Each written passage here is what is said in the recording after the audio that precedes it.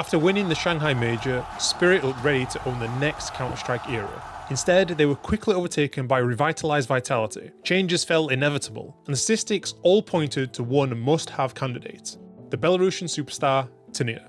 Surely, he had to be the one to help propel Donk to being the best player of all time. But as we now know, 2025 became a Vitality blowout. So what went wrong? And why did tN1R struggle so much in a move that looked like it couldn't possibly fail? On paper, the transfer felt like a complete no-brainer. Spirit were underperforming, and with Zontics requesting to step down for personal reasons, a clear opportunity suddenly opened up. tN1R was a 25-year-old, high-fragging, consistent anchor lurker who had already shown he could perform at a tier 1 level in a language he barely spoke. Now, he was returning to his native Russian, in a team he had always wanted to play for. Even with a reported $1.5 million buyout, it still looked like a strong deal for Spirit. So what did the numbers say about tN1R that made him so appealing? His pistols were lethal, putting up a blistering 1.34 rating against the top 20 teams over 57 maps and fueling a relentless highlight reel of USP kills in particular. His clutch numbers were equally absurd, winning an outrageously high amount of his 1v1s and winning 1v2s at a higher rate of almost everyone in World Counter-Strike, in situations where he had almost no chance and against the biggest names. Just look at these numbers as a role player on both the T and CT sides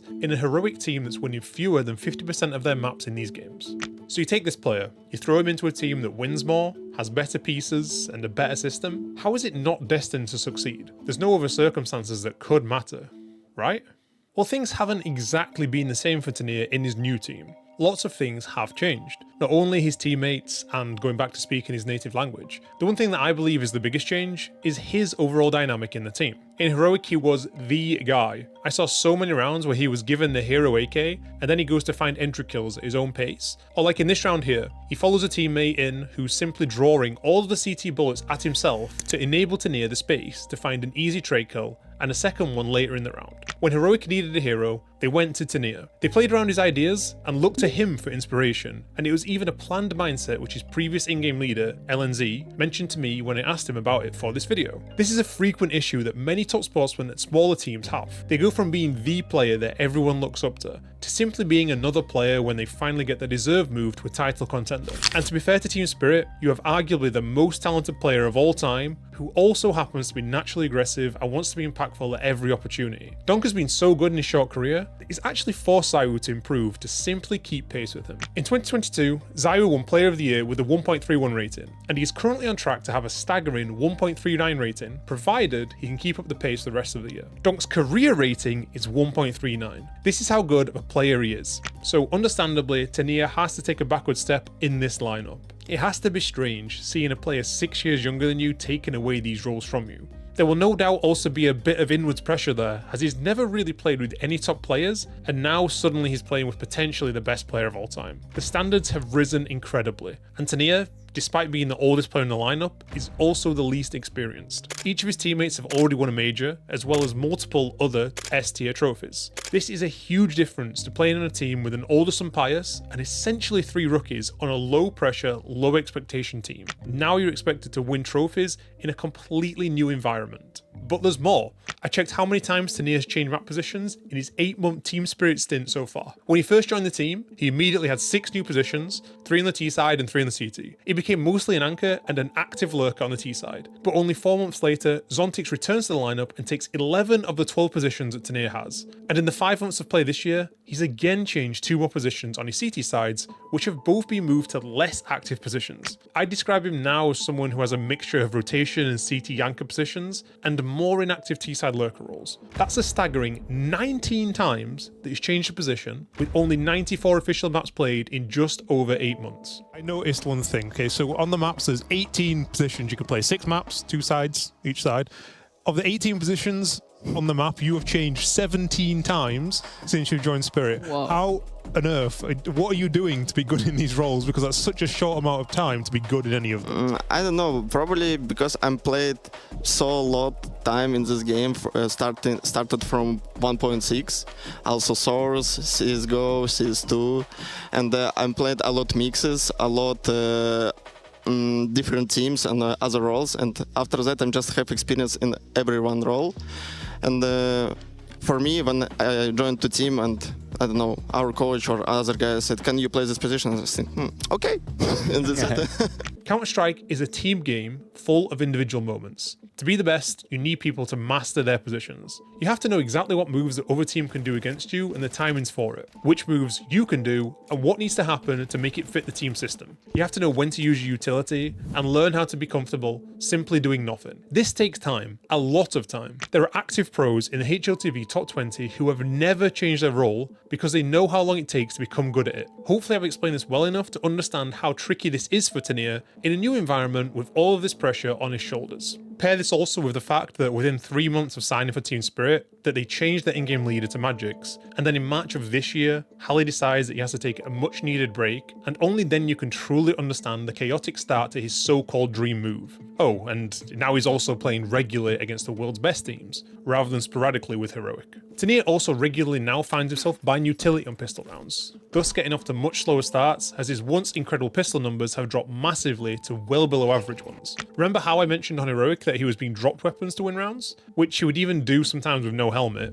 Well, here we see that now he's dropping his Gallo over to Donk for an MP7 in return, and here, after an important 2 kills in a 2v2 with his AK, he starts the next round by giving that also to Donk and then playing with an M4. Unfortunately for tN1R, this is how most teams do operate. I don't think there's any blame about this. They have Donk, who's their superstar, and Shiro, who also needs his space to shine as often as he does. To be a star player, you have to have initiative. The frags will never simply fall into your lap at the top level. So let's see how this looks on the server. Who exactly is tN1R as a player now? And at the same time, let's try to understand how Spirit are trying to get the best out of him. But first, let me tell you about today's sponsor, skins.com. Skins.com is a peer-to-peer skins trading website with 0% fees, fast payouts, and a robust instant sell feature. So if you are tired of your current loadouts, browse through thousands of CS2 skins, including ones from the Chinese market with exclusive prices, and find the perfect upgrade in just a few clicks. They also support many regions and payment methods, including options like crypto, Apple Pay, bank transfers, and more. And now, skins.com has also added peer-to-peer trading, so you can buy and sell directly with other users. So whether you're upgrading your inventory or cashing out in your old skins,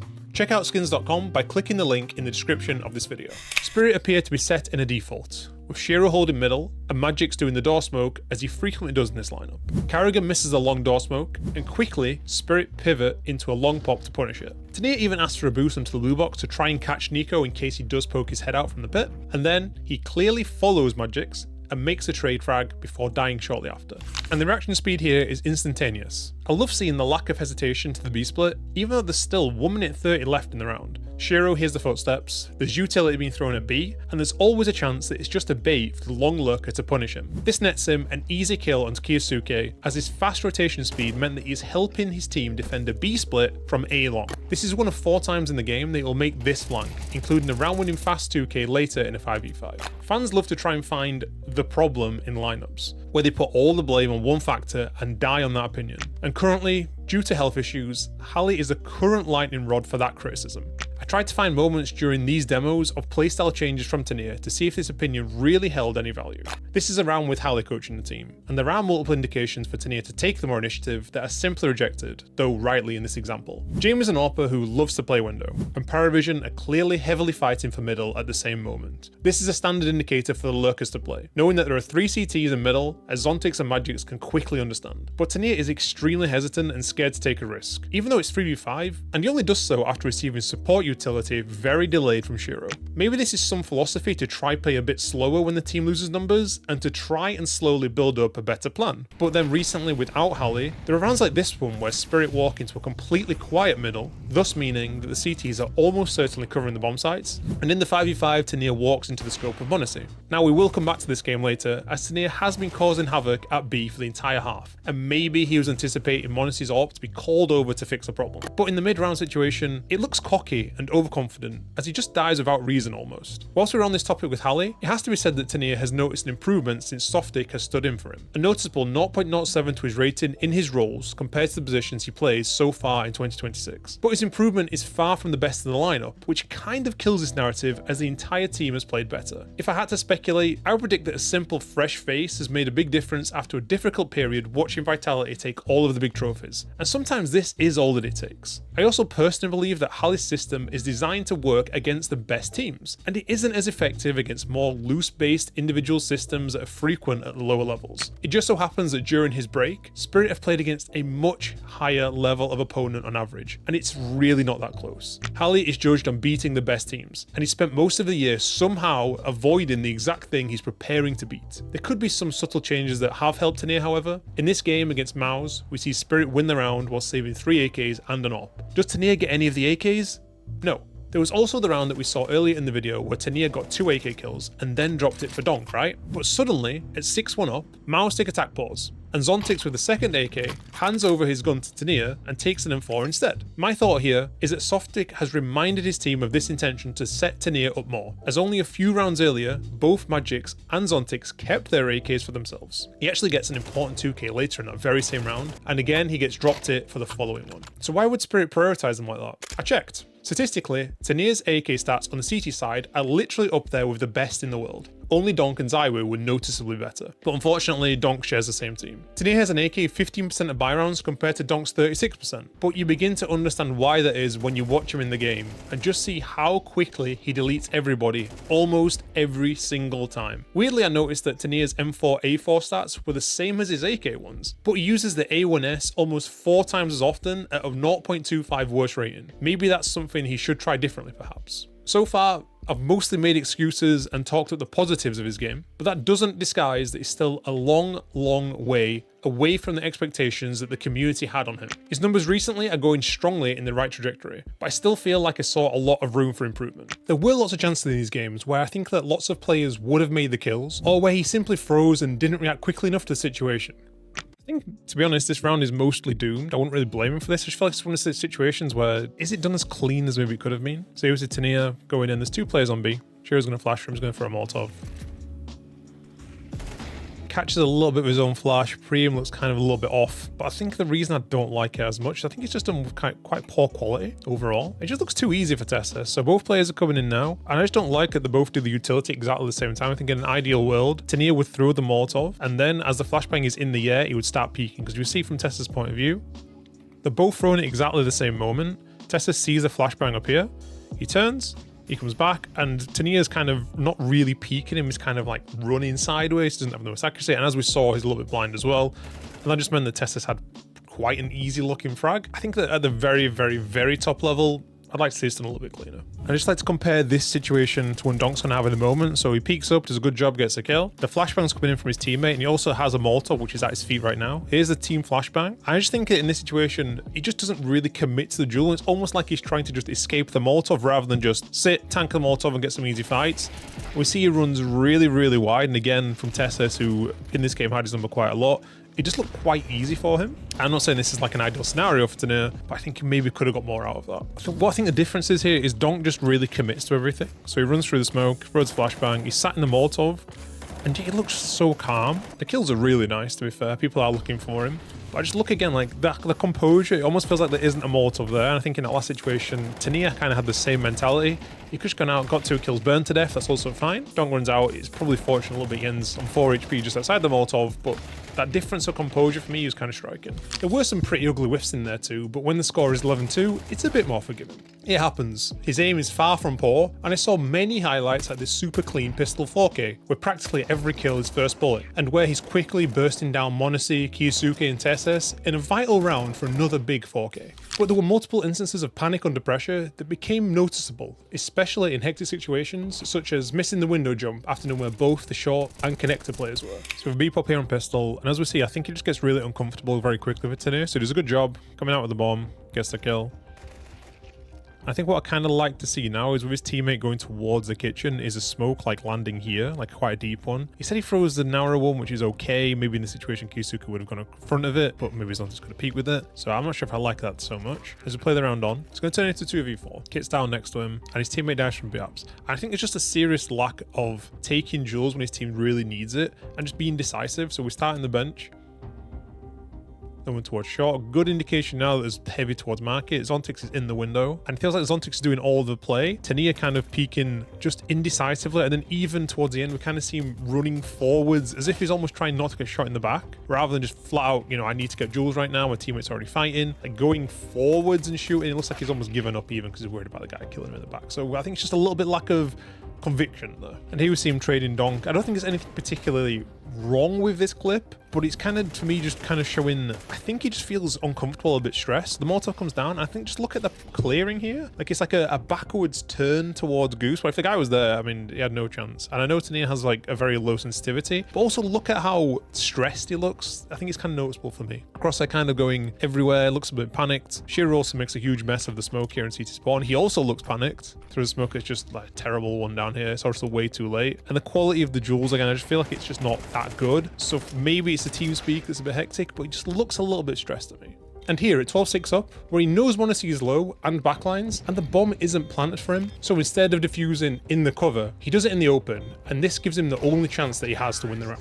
And actually I love everything about this play, so as we kind of speed this along a little bit, we see him get an entry frag up here, and then I love how the smokes are connecting in jungle and top connector, and he kind of just edges around them a little bit, which stops Monacy from really seeing him at all. But then when Monacy makes his kill on his teammates, I think again it just kind of kicks in where maybe too much adrenaline is there. I mean, it's 12-7, it's also worth mentioning this is a grand final against Falcons, and Falcons are really good. So just see again, like I don't know if this is maybe low sensitivity or something, but it just looks very high adrenaline. So also it's worth mentioning Carrigan is a Biaps player, Kisuke is a B short player, so it should really be clear now. But it kind of from here now, I think everything's normal, but I think it gets really weird. So like a half bake check towards here a little bit, but then it's after this now, but I'm not sure if it's just low sensitivity maybe or just some stress. But he actually kind of like stops to look under balcony again, and it's a little bit weird. I think it actually gets him killed in the end. So he kind of went forward to clear under balcony and then walked backwards again, and that meant he was here for too long, and it meant that Carrigan had a free kill in the back. It was a huge play, to be fair. This is most likely linked to the circumstances that we talked about earlier. Added pressure from expectations, an inconsistent environment, and too many altering variables at once. As I mentioned also, he isn't that experienced despite being 25 years old. I think pressure for sure is playing a part, and it actually gives me more optimism than anything. These are his clutch numbers so far in Spirit compared to the heroic numbers we talked about earlier. All 1v1s are 2v1s in your favor, where it is a 2v2 and an opponent dies. Otherwise, it would have been a 1v2. So in theory, all players should have a win rate of over 50%, as they have information on where the last player is every single time. Most players have around 60 to 65%, which is slightly more than what tN1R has currently. The obvious issue is that on a poorer heroic side, he was up at 75% and winning a massive amount more 1v2s. I believe that with more experience and some actual stability that tN1R can improve this, because he has actually already shown that he can do it. Perhaps the team is finding more confidence in his game and looking to help integrate him further. In a very recent HLTV interview, Magic said the following: "I could say he's pretty impressive. I like the way that the dude is playing, and I also like what he brings to the team because he is having ideas. And if I'm capable of implementing those ideas, he is also capable of shining. And the team is also functioning." Maybe this is an indication that Spirit want the heroic tN1R to show himself more, and that they no longer need that soldier that he was acting as. There is space in this lineup. Shiro is more of a defensive AWP who operates really well behind more aggressive riflers. I see a clear dynamic of Magic's going in first for Donk to trade, and multiple instances of tN1R going even after Donk to trade him. The flashes are there. In this T side against Falcons, tN1R absolutely terrorized the B side. Firstly, going in and killing TSS on the pistol round and then letting his team clear up, and then going in and deleting one of the best aimers in the entire game before he even has a chance to react. Brute forcing the ramp to beat the smoke, and giving Donk the space to find 2 extra kills, and eliminating Carrigan, who's in the perfect position to counter exactly what tN1R is doing. Falcons had a problem that they simply could not solve in this game, and there are many examples of his lurk being a constant irritation for TSS in particular that I haven't shown. Just look at TSS here. Spirit are in CT spawn trading out kills, and he stood on the B-bomb site because tN1R has traumatized him in this map. I would love to see more confidence and more composure in his game to make that next step. I see a player with good, reliable decision making, who can be great in clutches, and can make plays, and can lurk, and can be great with pistols, and he can do it all from low resource positions. This is a player to keep an eye on. The potential is there, and he's already shown what he can do. I hope you've enjoyed watching. As always, please remember to comment, like, and subscribe, as this really helps the channel. See you next time.